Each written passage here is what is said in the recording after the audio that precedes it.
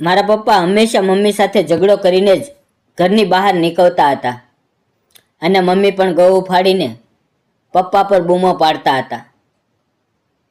હું આંગણામાં બેઠી હતી, મારા સેકન્ડ યરની પરીક્ષાની તૈયારી કરતી હતી, પણ મારું મન એકદમ ભણવામાંથી ઉઠી ગયું હતું. પપ્પા તેમના ઝઘડામાં મને ખેંચી લેતા હતા. આજે પણ હંમેશાની જેમ તેમણે મને મનહૂસ કહીને ઘર છોડ્યું હતું. મારું દિલ ચૂર ચૂર થઈ ગયું હતું. હું વિચારતી હતી કે સિરિયલોમાં તો શું બતાવે છે, પિતા પોતાની એકની એક સંતાન પર જીવન આપી દે છે, પણ અહીંયા તો કંઈક જુદું જ ચાલી રહ્યું હતું. મારા પપ્પા મને મનહૂસ કહેતા અને મમ્મી ગુસ્સામાં આવીને કહેતા, ભગવાનને પ્રાર્થના કરો કે તે મરી જાય. તમારા જીવનમાંથી ચાંદનીનો મનહૂસ સાયો દૂર થઈ જાય. આવું જીવન જીવીને શું કરવું હતું? બસ દાદીની કસર બાકી રહી હતી. જેવા પપ્પા ઘરની બહાર નીકળતા, દાદીનો પુરાણ શરૂ થઈ જતો. આવું કર્યું, તેવું કર્યું. હું ખૂબ તંગ થઈ ગઈ હતી. અમારું ઘર યુદ્ધના મેદાનથી ઓછું નહોતું. લોકો પોતાની છત પર ઊભા રહીને સાસુ વહુના ઝઘડાનો આનંદ માણતા, જાણે થિયેટરમાં ફિલ્મ ચાલતી હોય. હું આ બધા ઝઘડાઓથી કંટાળી ગઈ હતી. દાદી મમ્મીને ગાળો બોલવા લાગતા અને કહેતા, હું તને તો છોડાવી જ દઈશ અને મારા દીકરાને બીજું લગ્ન કરાવીને ઘર વસાવી લઈશ. તે ઘણું એશ કરી લીધું મારા દીકરાની કમાણી ખાઈને. તને ઘણી ચરબી ચડી ગઈ છે. પછી મમ્મી અને દાદીની તૂતું મેમે શરૂ થઈ જતી અને તે સાંજ સુધી ચાલતી. દાદીની આ સાસુવાળી વાતો પર મને ખૂબ હસવું આવતું. મેં મારી મમ્મીને ક્યારેય પોતાના પર એક રૂપિયો પણ ખર્ચતા જોયા નહોતા. એશ તો દૂરની વાત હતી. મમ્મી મારી પાસે આવ્યા ત્યારે હું મારા વિચારોમાંથી ચોંકી ગઈ. તેમણે પોતાના દુપટ્ટામાં બાંધેલી ગાંઠ ખોલી, મને થોડા પૈસા આપ્યા અને કહ્યું, જા બેટા, દુકાનેથી 1 કિલો બાજરીનો લોટ લઈ આવ. તારા પપ્પા બાજરીની રોટલી ખૂબ શોખથી ખાય છે. મેં મમ્મી પાસેથી પૈસા લીધા, ચપ્પલ પહેરી અને બહાર નીકળી. હું વિચારતી હતી કે મમ્મી રોજ મને બાજરીનો લોટ કેમ મંગાવે છે જ્યારે તેઓ રાંધતા જ નથી. મમ્મી આ લોટનું શું કર્યું હશે? મને તો એવું લાગતું હતું કે ઘરના તાણાવાળા માહોલથી મને દૂર રાખવા માટે તેઓ મને બહાર મોકલતા, જેથી મારું મન ફ્રેશ થઈ જાય અને હું શાંતિથી શ્વાસ લઈ શકું. મારી મમ્મી એક સાધારણ સ્ત્રી હતી. આખો દિવસ કામમાં વ્યસ્ત રહેતી, પણ કોઈ તેમને ખુશ નહોતું. તેમની ભૂલ એ હતી કે તેઓ પપ્પાને દીકરો ન આપી શક્યા. મારા અભ્યાસ પછી મમ્મીને કોઈ એવી બીમારી થઈ ગઈ કે તેઓ હવે ક્યારેય બીજું બાળક ન જન્મી શકે. આ વાતને કારણે પપ્પા મમ્મીને મનહૂસ કહેતા. મારા પપ્પા એકદમ મનમોજી માણસ હતા. તેમણે ઘરની બહાર પોતાના શોખનો ઘણો સામાન રાખ્યો હતો. ઘરમાં તેઓ મમ્મી સાથે ઠીક રહેતા, પણ જે દિવસે દાદી તેમને કહેતા કે એક પોતો હોત તો કેટલું સારું થાત, તે દિવસે પપ્પાને દીકરાની ચિંતા મગજમાં ઘૂસી જતી અને તેઓ ખૂબ પરેશાન થઈ જતા. દાદી કહેતા, અરે દિનેશ, તારા પછી આપણી વંશવેલ ખતમ થઈ જશે. તું ક્યાં સુધી આ મનુ સ્ત્રીના પાળવ સાથે બંધાયેલો રહીશ? હું તારા બીજા લગ્ન કરાવી દઈશ. દાદીની વાત સાંભળીને પપ્પા ઊભા થઈને ઓરડામાં જતા અને મમ્મીને ઠપકો આપવા લાગતા. પહેલાં મમ્મી ચૂપ રહેતા, પણ હવે તેઓ પણ બોલવા લાગ્યા હતા. આ રીતે ઝઘડો હવે વધુ તીવ્ર થવા લાગ્યો હતો અને આ ઝઘડાઓના કારણે હું ખૂબ માનસિક તણાવમાં રહેવા લાગી હતી. આમ જ દિવસો પસાર થતા હતા. એક દિવસ હું કોલેજથી ઘરે પાછી આવી તો મમ્મીને આંગણામાં ફૂટીને રડતા જોયા. હું ખૂબ ગભરાઈ ગઈ. મેં મારું બેગ દરવાજે ફેંકી દીધું અને દોડીને મમ્મી પાસે ગઈ. મેં કહ્યું, મમ્મી, મને કહો શું થયું? તેઓ રડતા રડતા બોલ્યા, હું બરબાદ થઈ ગઈ, મારું કશું ન રહ્યું. હું ખૂબ ગભરાઈ ગઈ અને બોલી, મમ્મી, કહો ને શું થયું? પપ્પા તો ઠીક છે ને? મમ્મી મારા ગળે લાગીને ફૂટીને રડવા લાગ્યા. તેમણે કહ્યું, તારી દાદીએ પોતાની સહેલીની દીકરીને ઘરે બોલાવી છે. હવે તારા પપ્પા તેની સાથે લગ્ન કરીને આપણને બંનેને ઘરમાંથી કાઢી મૂકશે. આપણે દરબદરની ઠોકરો ખાશું. મમ્મીની વાત ખરેખર પરેશાન કરનારી હતી. મેં મમ્મીને દિલાસો આપ્યો અને તેઓ થોડા શાંત થયા. તેમણે ઝડપથી પોતાના પાલોમાંથી પૈસા કાઢ્યા અને કહ્યું, જા 1 કિલો બાજરીનો લોટ લઈ આવ. મમ્મીની હાલત જોઈને મને હસવું આવ્યું. એક તરફ તેમને ખાવા પીવાની પણ ફિકર નહોતી અને હવે બાજરીનો લોટ શા માટે મંગાવતા હતા? હું બોલી, મમ્મી, આ બાજરીનો લોટ શું તમે તમારી આવનારી સોતન માટે રાંધવાના છો?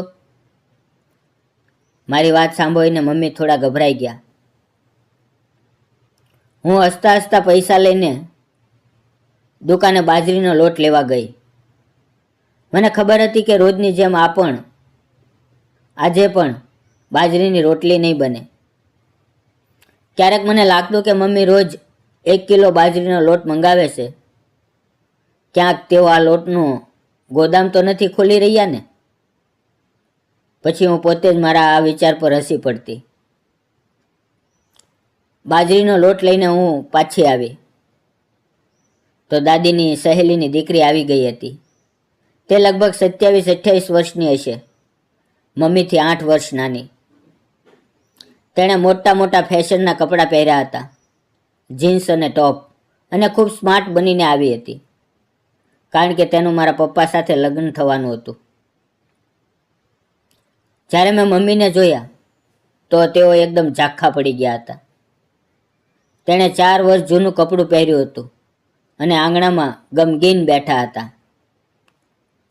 આરતી આંટીની સામે તેઓ એકદમ ફિક્કા લાગતા હતા. મને મમ્મી પર ખૂબ દયા આવી. મેં પપ્પાને જોયા તો તેઓ આરતી આંટીને જોઈ રહ્યા હતા. દાદી પણ ખૂબ ખુશ હતા. હું મમ્મીની હાલત સમજી શકતી હતી. પછી અમે બધાએ સાથે ભોજન લીધું. દાદી દરેક વસ્તુ પહેલાં આરતી આંટીને આપતા હતા. પપ્પા પણ તેમની પાછળ ફરતા હતા. મમ્મી અને હું બંને એકદમ નિર્જીવ જેવા બેઠા હતા. એવું લાગતું હતું કે અમે ત્યાં હાજર જ નથી. હું બોલી, મમ્મી, જો તમે આજે સવારે આરતી આંટીના ડરથી શોપિંગ કરવા ગયા હોત તો આ સમસ્યા ન સર્જાત. મમ્મી ખૂબ ગમગીન થઈ ગયા હતા. પહેલી વાર મમ્મીએ પોતાના માટે શોપિંગ કરવા માટે આજે પપ્પા પાસેથી પૈસા લીધા હતા. પપ્પાએ પણ મમ્મીને ઘણા પૈસા આપ્યા હતા. ખબર નહીં પપ્પાની આ ઉદારતા પાછળ કયું રાજ છુપાયેલું હતું. ભોજન પછી બધા પોતપોતાના ઓરડામાં ચાલ્યા ગયા. મને ખબર હતી કે આજે આખી રાત મમ્મી રડવાના હતા. સવારે મમ્મી મારી પાસે આવ્યા અને બોલ્યા, આજે તો કોલેજ નહીં જા, આપણે બજાર જઈશું, મારે થોડી ખરીદી કરવી છે. હું હસી પડી. મેં કહ્યું, સવારે આરતી આંટીના આવવાથી તમને ખુશી થઈ એટલે તમને પૈસાની પરવા નથી. ખેર, અમે મા દીકરી બજાર ગયા. મેં મમ્મીને સારા ફેન્સી કપડાં અપાવ્યા. એક નવું જૂતું પણ લીધું. પાછા આવતી વખતે કપડાં દરજીને પણ આપી દીધા. ઘરે પાછા આવ્યા તો દાદી પોતાના ઓરડામાં બેઠા મા જપી રહ્યા હતા. જ્યારે પપ્પા સવારે આરતી આંટી સાથે વાતોમાં ખૂબ વ્યસ્ત હતા. મમ્મીની બધી ખુશી ઝાંખી પડી ગઈ હતી. મમ્મી શરીરમાં આગ લગાડીને બેઠી હતી અને ઓરડામાં ચાલ્યા ગયા. પપ્પા પણ મમ્મીની પાછો ગયા. હું આરતી આંટી પાસે બેસીને ફેશન અને મેકઅપની વાતો કરવા લાગી. મમ્મી મને હંમેશા કહેતી કે આરતી આંટીને તારી સાથે વ્યસ્ત રાખ, જેથી તે તારા પપ્પા સાથે ન બેસે. ઘરમાં અજીબ જ તણાવ હતો. દાદી આખો દિવસ આરતી આંટીને પપ્પાની નજીક મોકલવાના આઈડિયા કાઢતા, જ્યારે પપ્પા તો પોતે જ આરતી આંટીની પાછળ ફરતા. પણ મેં ગૌર કર્યું હતું કે આરતી આંટીના સૌંદર્ય છતાં પપ્પા તેમની સાથે ક્યારેક જ વાત કરતા. મારી મમ્મીએ હવે નવા કપડાં પહેરવાનું શરૂ કર્યું હતું. રોજ વાવમાં કાકસો ફેરવતા અને મેકઅપ પણ કરતા. એક દિવસ અમે બધા સાથે ભોજન લઈ રહ્યા હતા, ત્યારે દાદી મારી સાથે વાત કરવા લાગ્યા. ચાંદની, ભોજન લઈને સામેની દુકાનેથી 1 કિલો બાજરીનો લોટ લઈ આવજે. તારા પપ્પાને બાજરીની રોટલી ખૂબ શોખથી ખાય છે. મેં આશ્ચર્યથી દાદી તરફ જોયું અને બોલી, દાદી, તમે પણ મમ્મી વાળો ધંધો શરૂ કરવાનું વિચારી લીધું? બધાએ ચોંકીને મારી તરફ જોયું. તો પપ્પા બોલ્યા, શું મતલબ? હું બધી વાત કહેવા જતી હતી. મતલબ, મમ્મી મને દુકાને બસ આટલું જ બોલી શકી. મેં મમ્મી તરફ જોયું તો તેઓ નામાં હાવભાવ કરી રહ્યા હતા અને તેમની આંખો મને ખૂબ ધમકાવી રહી હતી. મને લાગ્યું કે મમ્મીની વાત બધાની સામે ન કહેવી જોઈએ. મેં વાત બદલી નાખી. મમ્મી જ્યારે મને કંઈ મંગાવે છે તો મને પૈસા આપે છે. મને લાગ્યું કે દાદીએ પણ એ જ ધંધો શરૂ કર્યો. પપ્પા હસી પડ્યા. ખેર, તે દિવસે દાદીએ બાજરીનો લોટ મંગાવ્યો અને અમારા ઘરે તે દિવસે ખરેખર બાજરીની રોટલીઓ બની, જે મેં ખૂબ શોખથી ખાધી. હવે ઘણા દિવસ શાંતિથી પસાર થયા, પણ દાદીની રંગત ફરી બદલાવા લાગી. તેઓ બેસતા ઉઠતા પપ્પાને યાદ કરતા. તને કોઈ સંતાન નથી, આપણી વંશવેલ ખતમ થઈ જશે. દાદી ક્યારેક મમ્મીને ગાળો બોલતા અને હવે સાફ શબ્દોમાં પપ્પાને કહેતા, તું હા કરે તો હું આરતી સાથે તારું લગ્ન કરાવી દઉં અને તારું ઘર આબાદ કરી દઉં. પપ્પા કહેતા, મમ્મી, મારું ઘર તો પહેલેથી જ આબાદ છે.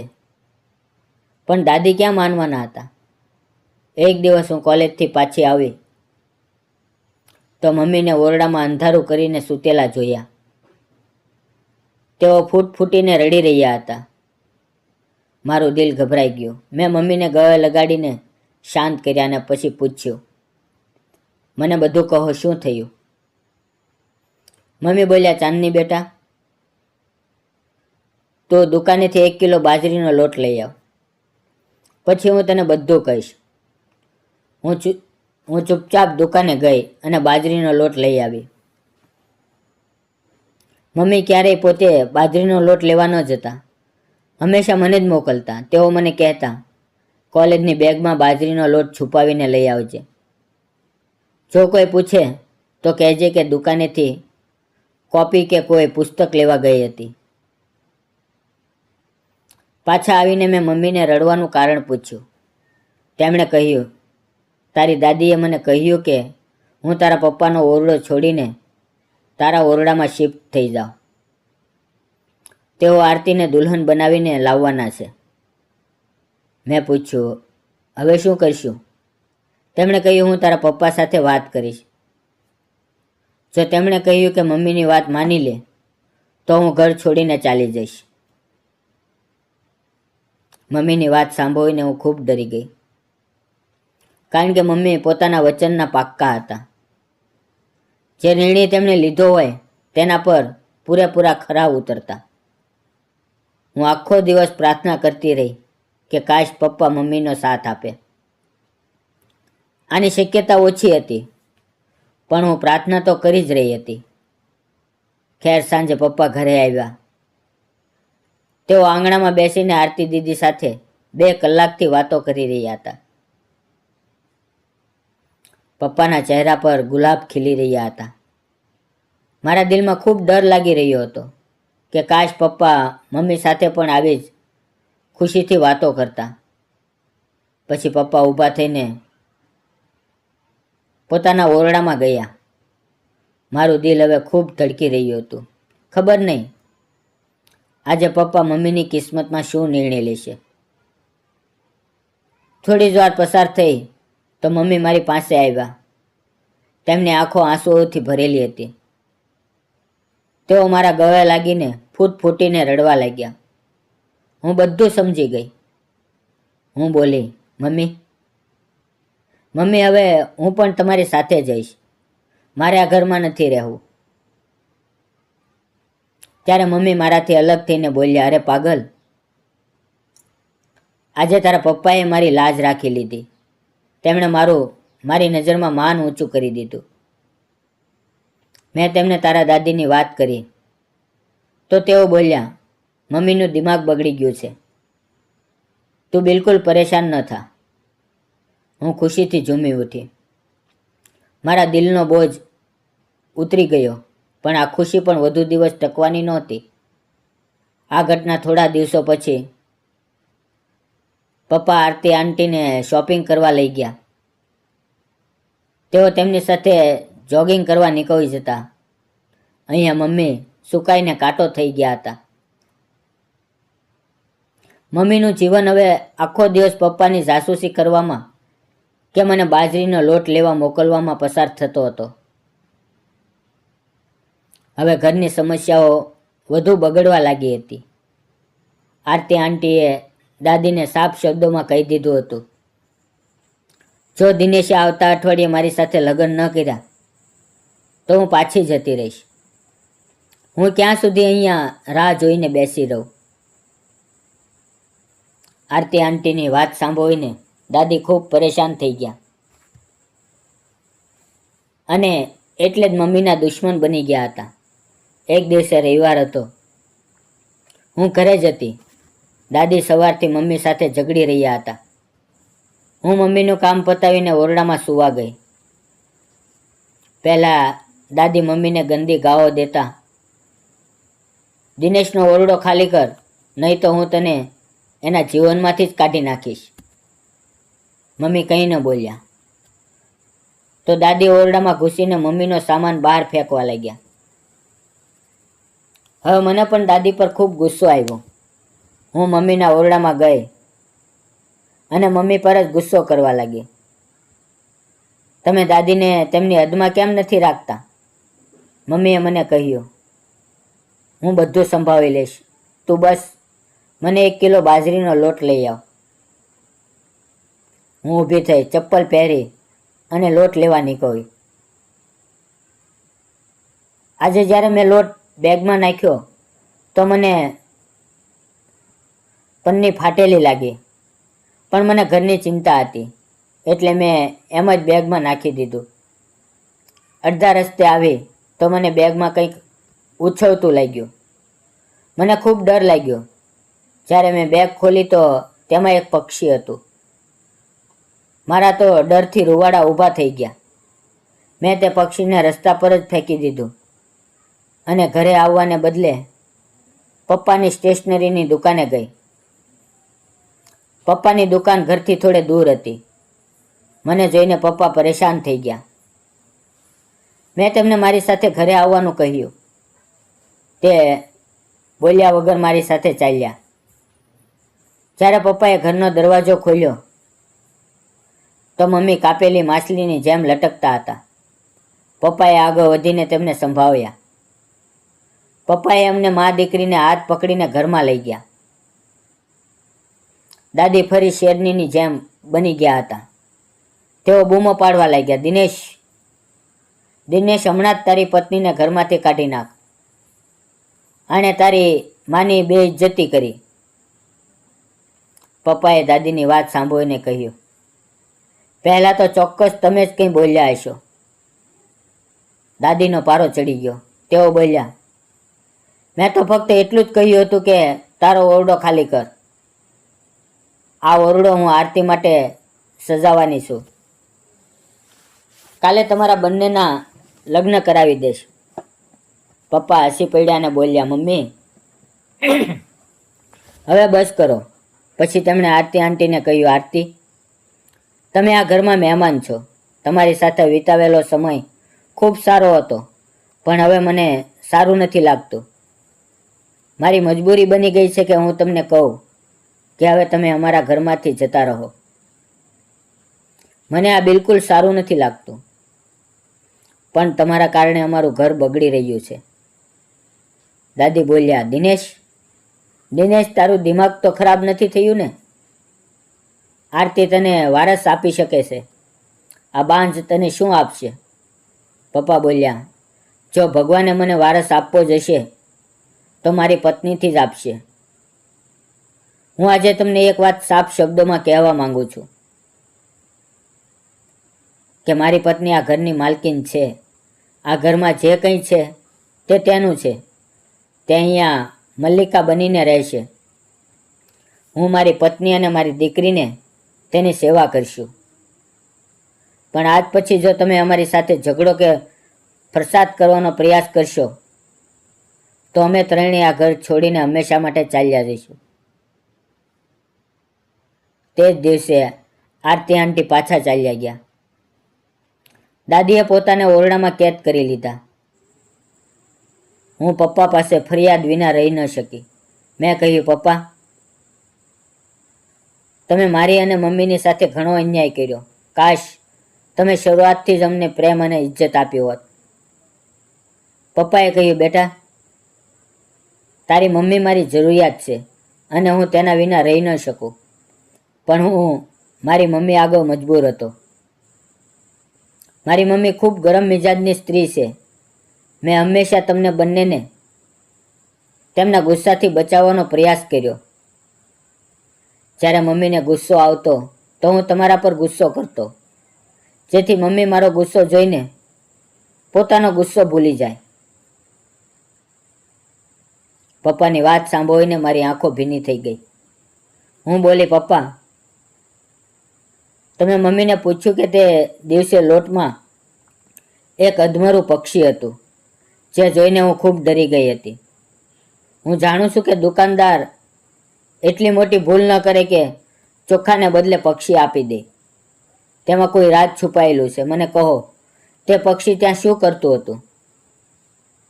મમ્મી મારી વાત સાંભળીને ખૂબ ગભરાઈ ગયા, પણ તેમની પાસે સાચું બોલવા સિવાય કોઈ રસ્તો જ નહોતો. તેઓ બોલ્યા, જે દિવસે તું દુકાનદાર પાસેથી બાજરીનો લોટ લાવી હતી તેની બાજુમાં એક બાબાજી રહે છે. તેઓ તાવીજ અને વિદ્યાનું કામ કરે છે. મેં દુકાનદારને કહ્યું હતું કે મારા માટે એક તાવીજ લઈ લે. તેમણે કહ્યું કે બાબાજી 40 દિવસ સુધી 1 કિલો બાજરીના લોટ પર દમ કરશે, જે છત પર જઈને પક્ષીઓને નાખવાનું છે, અને છેલ્લા દિવસે તેઓ એક અધમરું પક્ષી આપશે જે મારી સાસુને ખવડાવવાનું હતું, જેથી તેની જીભ હંમેશા માટે બંધ થઈ જાય. પણ બેટા, તે પક્ષી રસ્તામાં જ ફેંકી દીધું અને ન તો મારા 40 દિવસ પૂરા થયા, ન મારી સમસ્યાઓ બહેતર થઈ. તે જ માટે હું તને લોટ લેવા મોકલતી હતી. જો આ તાવીજથી, કરામતથી બધું ઠીક થઈ ગયું. તારા પપ્પાનું દિલ પણ બદલાઈ ગયું અને તેઓ મારી તરફ થઈ ગયા. મમ્મીની આ નિષ્કપટ વાતો સાંભળીને હું મલકાઈ ગઈ, પણ આ વાત સાંભળીને મારું આખું શરીર કંપી ગયું. હું ચપ્પલ પહેરી અને દુકાનદાર પાસે પહોંચી. મેં તેને ખૂબ ખરી ખોટી સંભળાવી અને કહ્યું, તમારે ડૂબીને મરી જવું જોઈએ. તમે લોકોને તબાહીના રસ્તે દોરો છો, કાઓ જાદુ કરાવો છો. તે બોલ્યો, અમે તો દુકાનદાર છીએ અને હું દુકાનનો સામાન જ વેચું છું. મેં તારી મમ્મીને કોઈ કાવો જાદુ નથી કરાવ્યો. મેં તો ફક્ત એટલું કહ્યું હતું કે તમારું કામ થઈ જશે, પણ તેના માટે તમારે 40 દિવસ સુધી ન પતિ સાથે ઝઘડવું, ન સાસુ સાથે. તું જાતે વિચાર, જો કોઈ સ્ત્રી 40 દિવસ સુધી ઘરવાળા સાથે ન ઝઘડે તો ઘરવાળા તેની સાથે કેમ ઝઘડશે? તેઓ પણ માણસ બની જશે. મને ખબર નથી કે આ તાવીજથી થાય છે કે નહીં, પણ હું દુકાનદારની વિચારસરણી સાથે સહમત હતી. તેમણે કેવી રીતે પોતાને બધી સમસ્યાઓથી બચાવી લીધું હતું. તેણે મમ્મીને કેટલી સમજદારીની વાત કરી હતી. હું એટલું જાણું છું કે પપ્પાનું દિલ કોઈ તાવીજથી નહીં, પણ મમ્મીના અપાર પ્રેમ, તેમની મોહબ્બત અને તેમની કુરબાનીઓના કારણે બદલાયું હતું.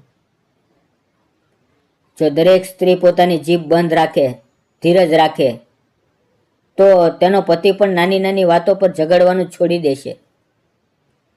ઘર નહીં તૂટે અને ન તો સોતન લાવવામાં આવે. આ ઘટનાને 2-3 વર્ષ થઈ ગયા. પપ્પા મમ્મીને ડૉક્ટર પાસે લઈ ગયા અને મમ્મીની સારવાર કરાવી. હવે મમ્મીને દીકરો થયો છે, મારો નાનો ભાઈ થયો છે. દોસ્તો, જો તમને આ વિડીયો ગમ્યો હોય તો વિડીયોને લાઈક કરો અને ચેનલને સબસ્ક્રાઈબ કરો. ફરી મળશું મિત્રો આવતીકાલે એક નવી વાર્તામાં. મિત્રો, વિડીયોમાં આવેલા નામ, પાત્ર અને ઘટના ફક્ત કાલ્પનિક છે. તેનો કોઈ પણ વ્યક્તિ, જાતિ કે ધર્મ સાથે સંબંધ નથી. આ વાર્તા ફક્ત મનોરંજન અને શૈક્ષણિક હેતુથી બનાવવામાં આવેલી છે. તેને અન્યથા ન જોશો. અને હા, કાળા જાદુના જાળમાં ફસાશો નહીં, એવું કશું હોતું નથી. તો ફરી મળશું આવતીકાલે મિત્રો એક નવી વાર્તાની અંદર. ત્યાં સુધી આવજો. વિડીયો પૂરો જોવા બદલ આપ સૌનો ધન્યવાદ મિત્રો.